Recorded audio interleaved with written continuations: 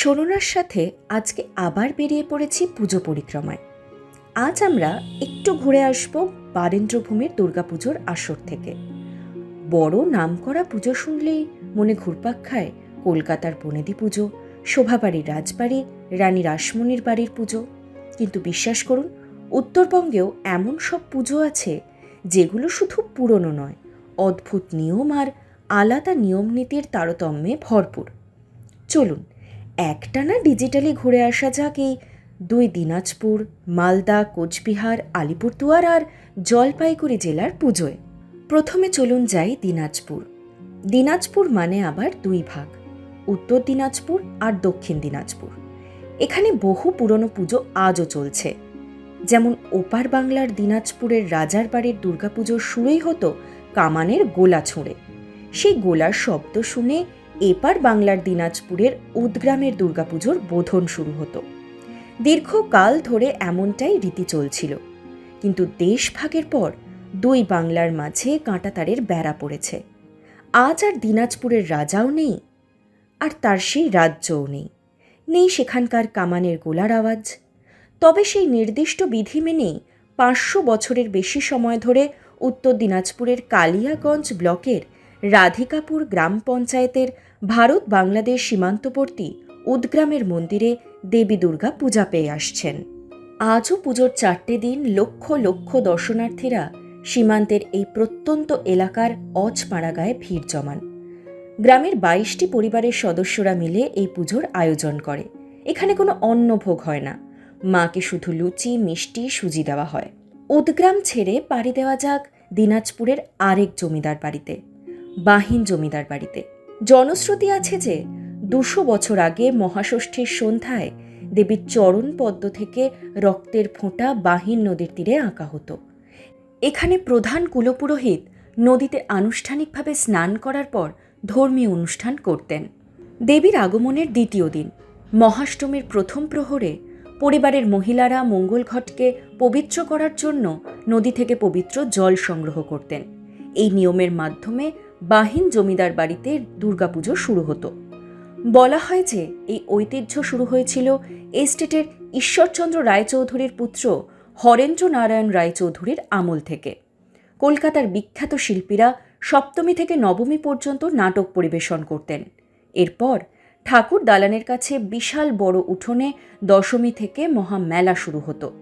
গ্রামীণ লোকেরা বলেন দেবীকে ঢাকঢোল দিয়ে ডাকতে হবে, জাঁকজমক দিয়ে নয়।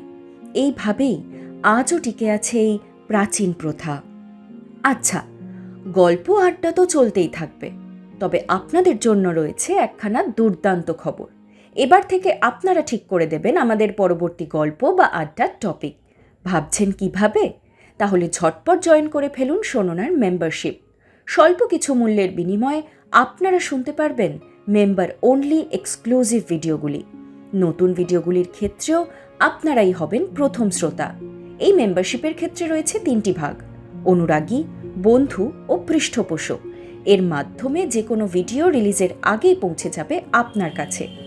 এছাড়াও থাকবে শোনার পরিবারের সঙ্গে ভার্চুয়াল মিটআপের সুযোগ ও আরও অনেক কিছু। আপনাদের ভালোবাসাই আমাদের পথ চলার ইচ্ছে শক্তি। তাই মেম্বারশিপ নিয়ে হয়ে উঠুন আমাদের পরিবারের কাছের সদস্য। পাশে থাকুন, শুনতে থাকুন আর শোনায় থাকুন। ফিরে আসি আমাদের গল্পে। এবার মালদাতে যাওয়া যাক।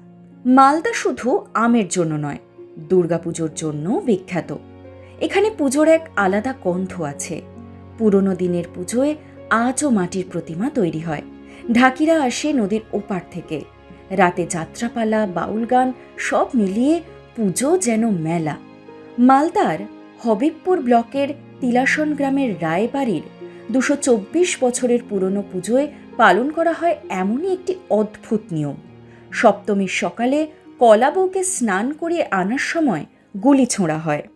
দেবীর বোধনের পর সপ্তমীর সকালে ঘট নিয়ে যাওয়া হয় নদীতে। স্নান করানো হয় কলা বউকে। কলা বউকে স্নান করানোর রীতি চলাকালীন কোথাও বাজে ঢাক, কোথাও আবার ডাকা হয় ব্যান্ড পার্টি। কিন্তু এখানে কলা বউকে স্নান করিয়ে নিয়ে আসার সময় গুলি ছোঁড়া হয়। পুনর্ভবা নদী থেকে ঘটে জল ভরে কলাবউকে স্নান করিয়ে পুজো মণ্ডপে নিয়ে যাওয়ার সময় সীমান্ত সুরক্ষা বাহিনীর উপস্থিতিতে বাড়ির সদস্যরা বন্দুক থেকে পরপর 5 রাউন্ড গুলি ছোড়েন শূন্যে।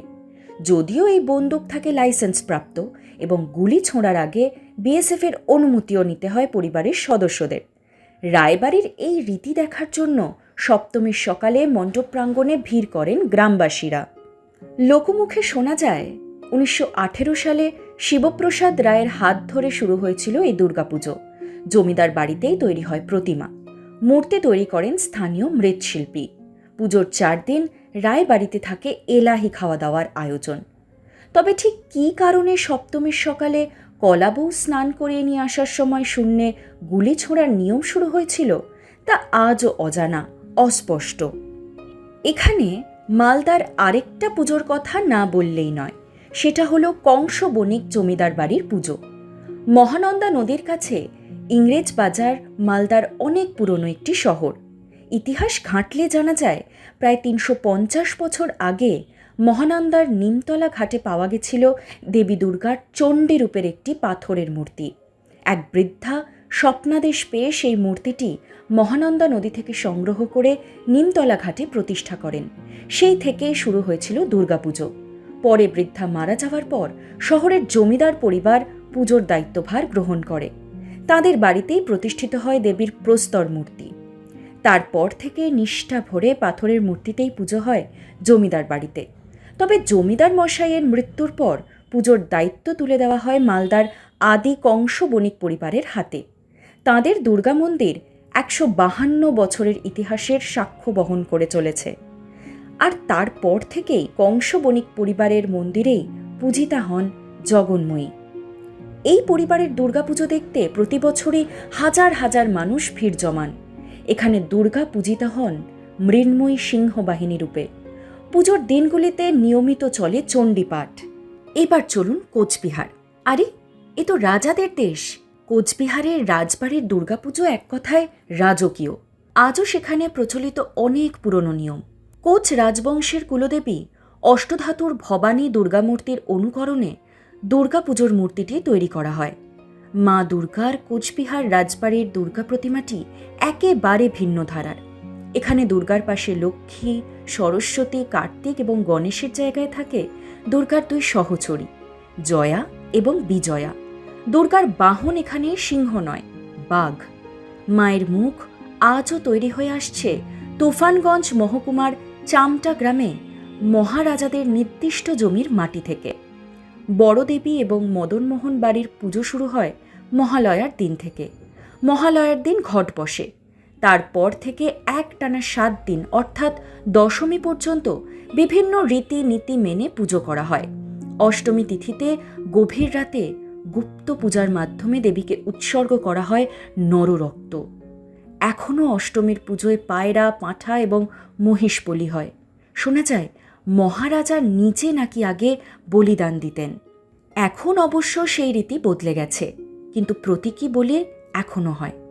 নবমীতে থাকে অন্নভোগ, বোয়াল মাছ দিয়ে খিচুড়ি রান্না করে দেওয়া হয় দেবীকে।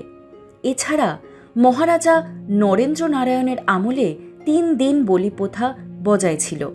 ছাগ, মহিষ, কচ্ছপ থেকে পাখি বলিও হতো। মহারাজ নিজে মহিষ বলি দিতেন। একবার বাঘ অবধি বলি দিয়েছিল।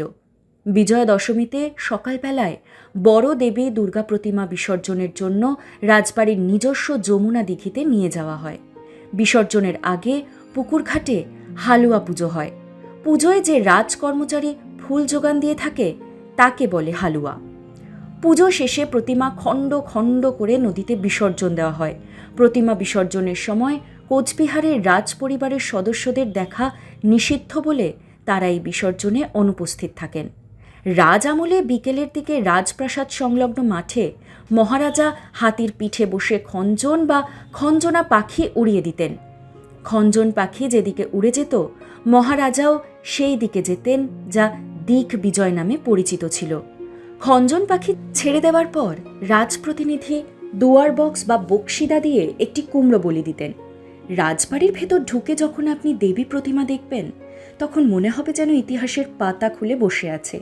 চারিদিকের আলোকসজ্জা, সেই রাজকীয় সাজ, ঢাকের তালে তালে মনে হবে দেবী সত্যিই এসে গেছেন। পরের গন্তব্য আলিপুরদুয়ার। এই জায়গার পুজো আলাদা রঙের, কারণ এখানে গড়, রাজবংশী, আদিবাসী সব মিলেমিশে আছে, তাই পুজোতেও দেখা যায় ভিন্ন সংস্কৃতির ছোঁয়া। ভোলার ডাবরি এলাকার রামকৃষ্ণ আশ্রমে হাতির সুর দিয়ে খুঁড়ে তোলা মাটি দিয়ে পূজা হয়। শুধু তাই নয়, দেবীকে স্নান করানোর জন্য আনা হয় সমুদ্র, নদী, ঝর্ণা সহ 13 স্থানের জল। সারা বছরই এই সমস্ত উপকরণ সংগ্রহ করা হয়। এই সব উপকরণ সংগ্রহের জন্য আবার রয়েছে আলাদা আলাদা লোক। এই আশ্রমের দুর্গাপুজো নিজস্ব আচার অনুষ্ঠান ও শিষ্টাচারের জন্য বিখ্যাত। এখানে প্রতি বছর মহাষ্টমী ও মহানবমীর দিন 5,000 মানুষ অন্নভোগ গ্রহণ করেন। নবপত্রিকার জন্য ধান, মান, কলাসহ 9 রকমের ডাল, পাতা জোগাড় করা হয়। এখানকার কুমারী পুজো দেখতে 1000-এর বেশি মানুষের ভিড় জমায়। আলিপুরদুয়ারের রামকৃষ্ণ আশ্রমের ঢাকের সাজের প্রতিমা তৈরি করেছেন চেচাখাতার মৃৎশিল্পী সাধন পাল। মহাষ্টমীর সকালে 12 বছরের কম বয়সের কুমারী কন্যাকে মাতৃরূপে পূজা করা হয়। এই কুমারী পুজো দেখতে মানুষের উপচে ভিড় উপচে পড়ে। আলিপুরদুয়ার শহরের বড় পুজোগুলো অবশ্য এখন আধুনিক সাজে জমকালো, তবু গ্রামীণ প্রথার টান আজও মানুষকে টেনে নিয়ে যায় সেই সব ছোট্ট পুজোয়। আমাদের পরের শহর জলপাইগুড়ি। এই শহরে আর আশেপাশের গ্রামে অনেক পাড়ার পুজো আছে, যেগুলো বহু পুরনো। জলপাইগুড়ির পুরনো জমিদার বৈকুণ্ঠপুর রাজবাড়ির পূজা এখানে অন্যতম। দেবীকে তুষ্ট করতে এখানে রয়েছে একাধিক নিয়ম। লাল পাড় সাদা শাড়িতে সেজে উঠছেন তিনি। কথিত আছে একটা নয়, একসঙ্গে 4টে শাড়ি লাগে দেবীর, কারণ প্রতিমার কাঠামোর উচ্চতা এতটাই যে একটা শাড়িতে কুলোয় না। এভাবেই বছরের পর বছর ধরে দুর্গাপুজো হচ্ছে জলপাইগুড়ি বৈকুণ্ঠপুর রাজবাড়িতে। এবছরে 515 বছরের পদার্পণ। কথিত আছে 515 বছর আগে 4 ভাই মিলে অসমের একটি জঙ্গলে পুজো শুরু করেন।